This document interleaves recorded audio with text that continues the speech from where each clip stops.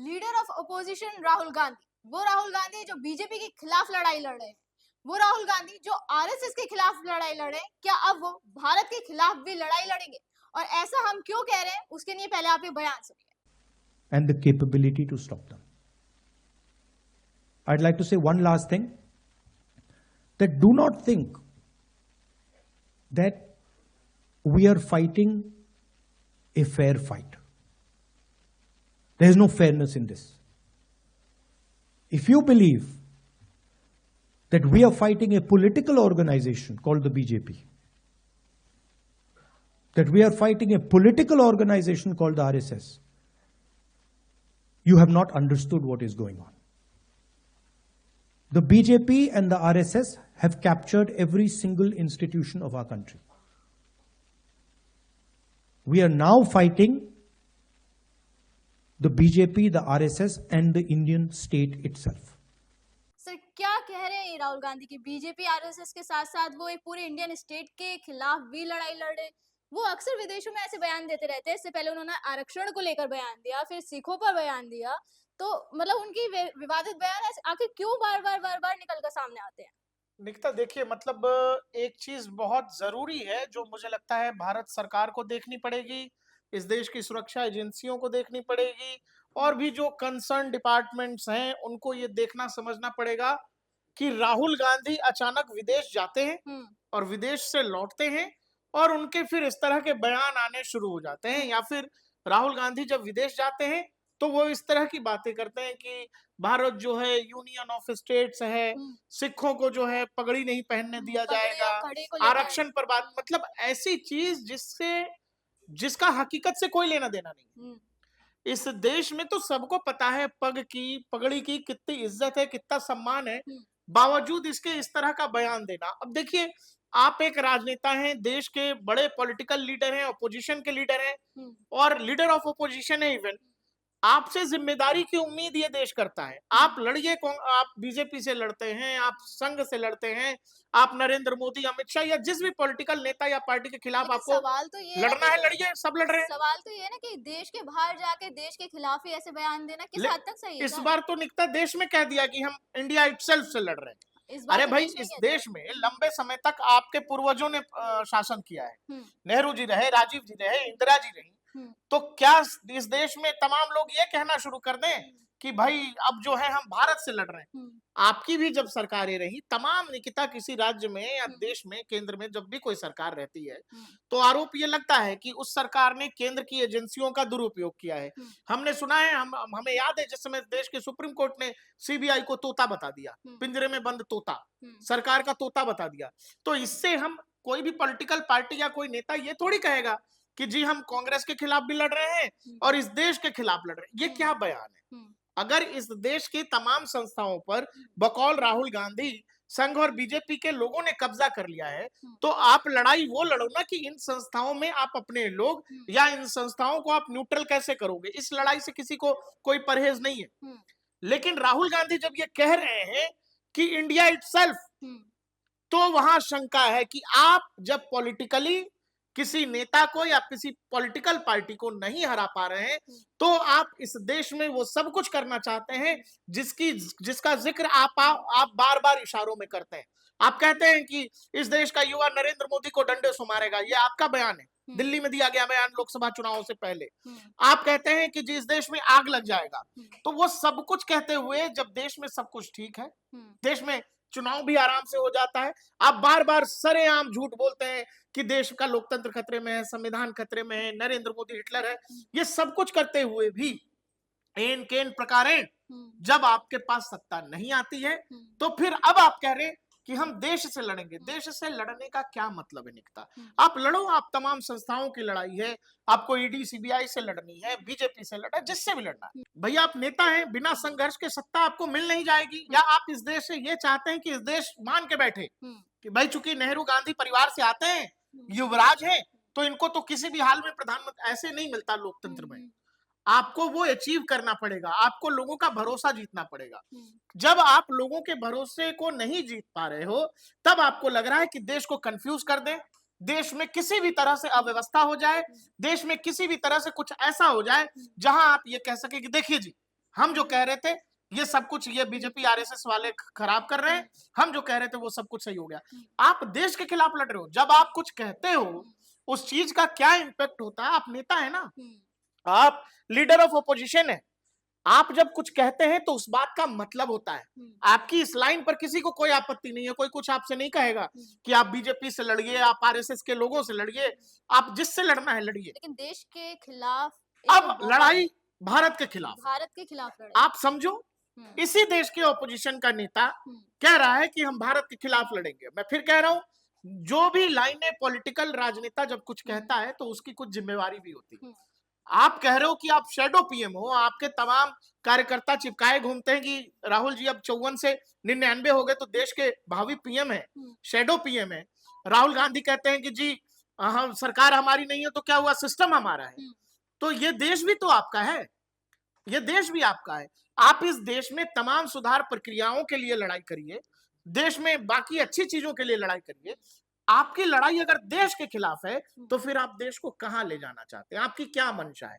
फिर इस देश में तमाम वो सब बातें होंगी जिसमें कहा जाएगा, जिसमें तमाम रिपोर्ट्स हैं। बातें तो सर निकलनी शुरू हो गई हैं। बीजेपी ने राहुल गांधी पर तंज कसना शुरू कर दिया है, उन्हें घेरना शुरू कर दिया है। बीजेपी का कहना है कि राहुल गांधी का अर्बन नक्सल और जितने भी डीप स्टेट हैं जो भारत के खिलाफ रहते हैं उनके साथ घनिष्ठ संबंध है। अभी जेपी नड्डा ने भी एक ट्वीट किया है इसी खबर के बाद, मैं सुनाना चाहूंगी वो ट्वीट।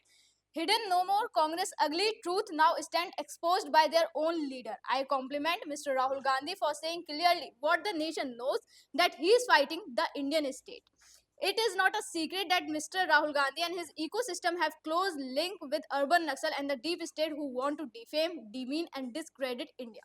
अब आप ये समझ लो, किसको नहीं दिख रहा था इस देश में लोकसभा चुनावों से पहले कि कैसे भी कांग्रेस और राहुल गांधी ये चाह रहे हैं कि इस देश में चाहे वो किसान आंदोलन हो, चाहे वो सीए एनआरसी का आंदोलन हो, चाहे भी कैसी भी भीड़, उस भीड़ का इस्तेमाल देश के खिलाफ कर लिया जाए और बता दिया जाए कि देखिए देश में सब कुछ ठीक नहीं है, देश बर्बाद हो रहा है, देश तबाह हो रहा है। आप जब अमेरिका में खड़े होके वहां कहते हैं कि सिखों को पगड़ी नहीं पहनने दी जाएगी, आपको कड़ा पहनने से रोक दिया जाएगा, इस देश में ऐसा एक वाकया नहीं है निकिता। बावजूद इसके इस देश का एक बड़ा लीडर ऐसी बातें जब कर रहा है तो हम ये मान के चलते हैं, कोई भी आदमी ये समझेगा कि कुछ तो ऐसा है आपके पीछे। उनका तो कहना ये भी था कि भाई भारत जब फेयर प्लेस बनेगा तब जाके वहां आरक्षण खत्म तो होगा। अमेरिका में उन्होंने ये बयान ये फेयर प्लेस नहीं है, ये फेयर प्लेस नहीं है जहां आप 54 से 99 हो गए। आप जाके इस देश के इलेक्शन कमीशन पर, चुनावी प्रक्रिया पर अमेरिका में सवाल उठाते हो, उसी देश में जहां पर अभी आप 54 से 99 होकर सेलिब्रेट कर रहे थे, लग रहा था कि आप प्राइम मिनिस्टर हो गए, और अचानक से आपको जब ये एहसास हुआ अरे मैं तो विपक्ष में ही बैठूंगा, मेरा साइड तो चेंज होने नहीं जा रहा, अगले 5 साल भी वहीं बैठना है जहां पिछले 10 साल से बैठ रहे हैं, तो समझ में आया कि अरे हम तो चुनाव हार गए। आप ये समझो ये कितनी बड़ी बात है। जो लोग लगातार, देखिए बांग्लादेश हो, म्यांमार हो, लगातार भारत के अड़ोस पड़ोस में ये प्रयास किया जा रहा है कि किसी भी तरह से भारत को डिस्टेबलाइज किया जाए, क्योंकि जब किसी भी देश में मजबूत लीडरशिप होती है, मजबूत जनादेश वाली सरकार होती है, तो फिर उस सरकार को यूरोपीय शक्तियां हो या अमेरिकी जो डीप स्टेट आपने कहा, उनका जो है इशारा नहीं चल पाता, मनमानी नहीं चल पाती है, वो ब्लैकमेल कर पाना मुश्किल है जैसा पिछली सरकारों में हो जाता था। जब वो चीजें मुश्किल हो गई, नरेंद्र मोदी बार्गेनिंग टेबल पर, निगोशिएशन टेबल पर बेहद टफ है, वो चाहे अमेरिका हो या फिर यूरोप का कोई भी देश।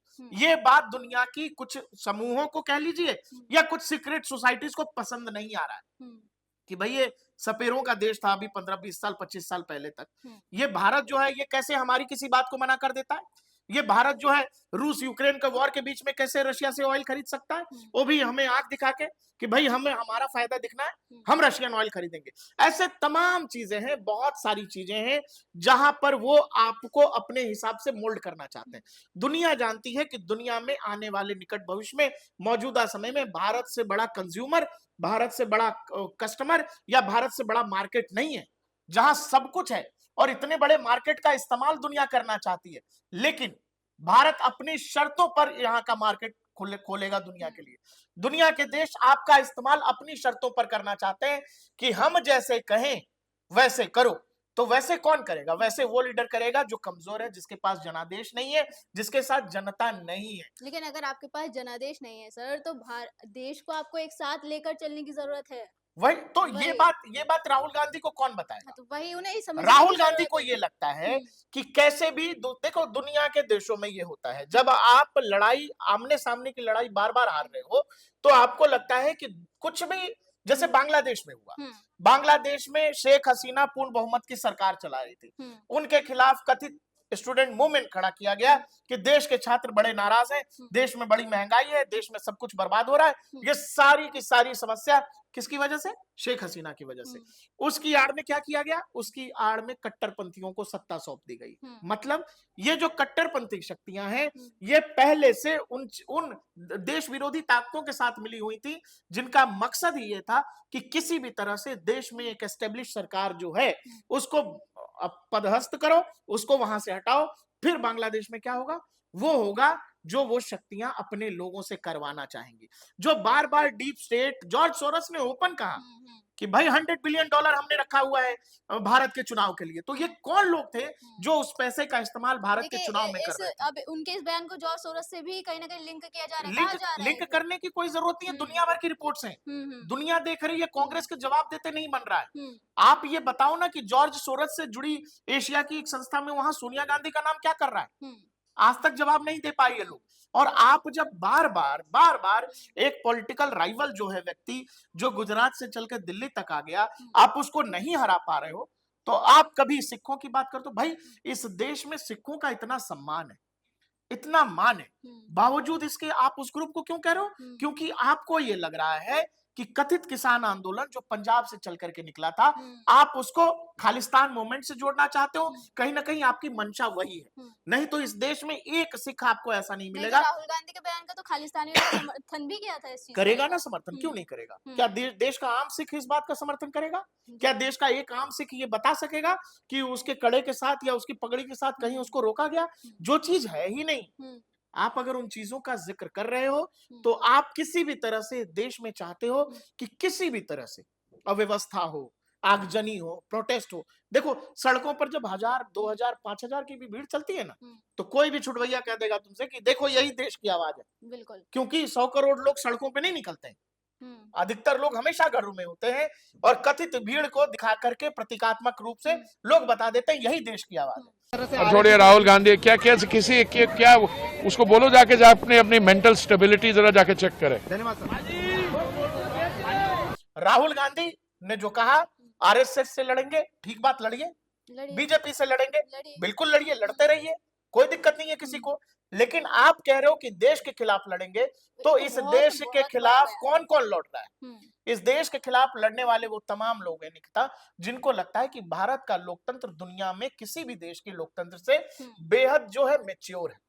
यहां आप सब कुछ करके भी कुछ घुमा नहीं पाओगे। आपने बहुत कोशिश की कि किसी भी तरह से यहाँ के लोकतंत्र को पेनिट्रेट किया जाए, डिस्टर्ब किया जाए, और इससे यहाँ का चुनावी माहौल जो है बिगाड़ने की कोशिश की गई। इवन चुनाव के नतीजों पर असर डालने की कोशिश की गई। आपको याद होगा 2024 लोकसभा चुनाव के दौरान लगातार प्रधानमंत्री ने इंटरव्यू के दौरान कहा कि कुछ ताकतें लगातार भारत के चुनाव को प्रभावित करने की कोशिश कर रही हैं। ये कौन सी ताकतें हैं, और इन ताकतों को कौन लोग हवा दे रहे हैं, या कौन लोग उनकी मदद ले रहे हैं भारत में, ये समझना पड़ेगा। मैं फिर कह रहा हूं कि पॉलिटिकली लड़ाई तमाम पॉलिटिकल पार्टियां इस देश में लड़ रही हैं। क्या अखिलेश यादव नहीं लड़ रहे हैं? ममता बनर्जी नहीं लड़ रही है? अरविंद केजरीवाल नहीं लड़ रहे हैं? सब लड़ रहे हैं। लेकिन जब आप ये कहते हो कि आप भारत के खिलाफ लड़ रहे हो, तो जब बार बार लंका ढाई वाली बात हो, जब बार बार आप अमेरिका की भूमि पर जाकर के ये कहते हो कि वहां का रिग्ड चुनाव है, रिग्ड चुनाव है, तो 99 सांसद है, सबके सबको इस्तीफा दिलाओ। प्रियंका गांधी अभी संसद पहुंची है, जीत के पहुंची है ना, उसी ईवीएम वाले सिस्टम से जीत के पहुंची है। क्यों बैठ रहे हो संसद में? आप भी जो अभी वहां से जीते हो, रायबरेली से, उसी ईवीएम सिस्टम से जीते हो। अगर ये चुनाव रिग्ड है, से प्रियंका गांधी जीती, वही मैं कह रहा हूं, अगर ये चुनाव रिग्ड, 4 लाख से ज्यादा वोटों से प्रियंका गांधी जीती है, अगर ये चुनाव रिग्ड है, अगर ये चुनाव में सब कुछ खराब हो गया, तो आप लोग संसद क्या जाते हो?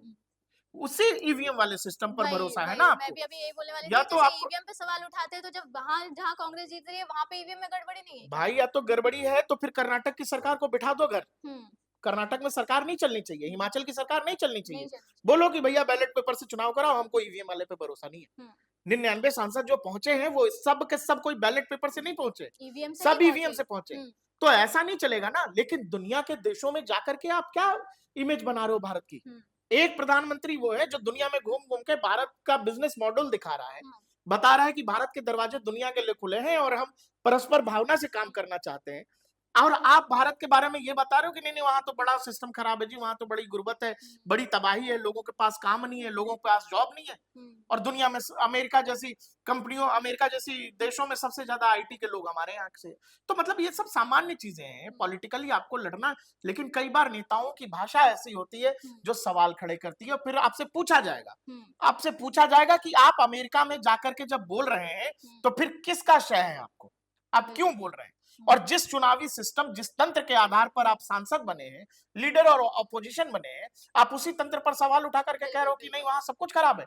और आज का जो बयान है वो सबसे बड़ा, आज मुझे लगता है कि अगले एक आध हफ्ते तक इस पर बवाल होना है, बहुत लंबा जाएगा सर। क्योंकि आप ये समझो अब तक दूसरे कह रहे थे कि राहुल गांधी देश के खिलाफ है, राहुल गांधी देश के खिलाफ लड़ रहे हैं, राहुल गांधी देश तोड़ना चाहते हैं। हम तो कह रहे थे, राहुल गांधी ने खुद कह दिया कि हमारी लड़ाई देश के खिलाफ है।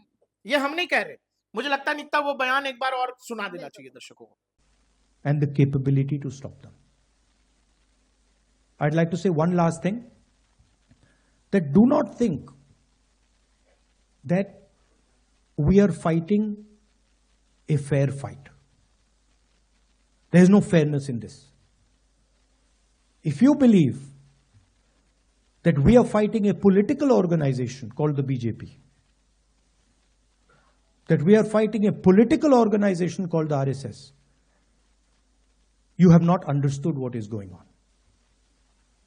The BJP and the RSS have captured every single institution of our country. We are now fighting the BJP, the RSS, and the Indian state itself.